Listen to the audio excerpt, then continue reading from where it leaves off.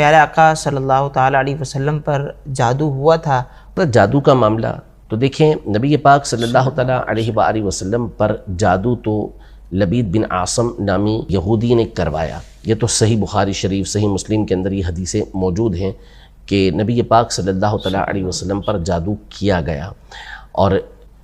نبی پاک صلی اللہ علیہ وسلم پر اس کا زیادہ سے زیادہ اثر جو ہوا وہ آپ کے جسم مبارک پر ہوا۔ صحیح، یعنی جو آپ پر وحی نازل ہوتی تھی، جو احکام تبلیغیہ تھے، جو پہنچانے کا حکم تھا کہ یہ چیزیں آپ نے لوگوں تک پہنچانی ہیں، ان پر فرق نہیں پڑا تھا۔ صحیح، بس یہ جسمانی طور پر ہوا تھا، اور یہ کہ بعض اوقات کوئی کام کر لیا تو لگتا ہے ایسا تھا کہ وہ کام نہیں کیا۔ اس طرح آپ علیہ السلام پر اس کا اثر ہوا تھا، تکلیف تھی نبی پاک صلی اللہ علیہ وسلم کو، اور یہ صحیح حدیثوں کے اندر موجود ہے، صحیح بخاری شریف کی حدیثیں موجود ہیں۔ نبی پاک صلی اللہ علیہ وسلم نے خود سیدہ عائشہ رضی اللہ تعالی عنہ کو یہ بتایا کہ دو فرشتے آئے، جس میں سے ایک جبریل تھے اور دوسرے میکائیل علیہ السلام تھے۔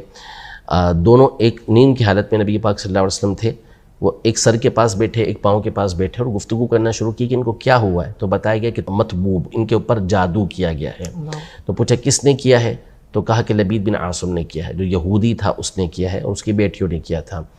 پھر بتایا کہ کس کس چیز کے اوپر جادو کیا گیا ہے، یعنی کس انداز میں کیا گیا ہے، تو بتایا وہ کنگھی کے ذریعے، کنگھی میں سے نکلنے والے بالوں کے ذریعے، کھجوروں کے جو خوشے ہوتے ہیں ان کے ذریعے آپ علیہ السلام پر جادو کیا گیا ہے، اور پھر کنویں کے اندر جو اس کو ڈالا گیا ہے۔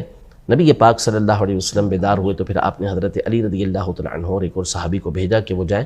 اور وہاں سے اسے نکالیں۔ پھر اسے نکالا گیا، اور نبی پاک صلی اللہ علیہ وسلم پر سورہ فلق، سورہ ناس نازل ہوئی، آپ اسے پڑھتے گئے، اور وہ گرہ جو ہے وہ کھلتی گئیں، اور آپ علیہ السلام سے یہ تکلیف اور یہ جادو دور ہو گیا۔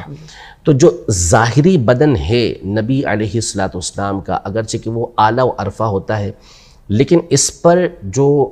ایک عام انسان پر طاری ہونے والی چیزیں ہوتی ہیں وہ ہو سکتی ہیں، جیسے بخار کا آنا،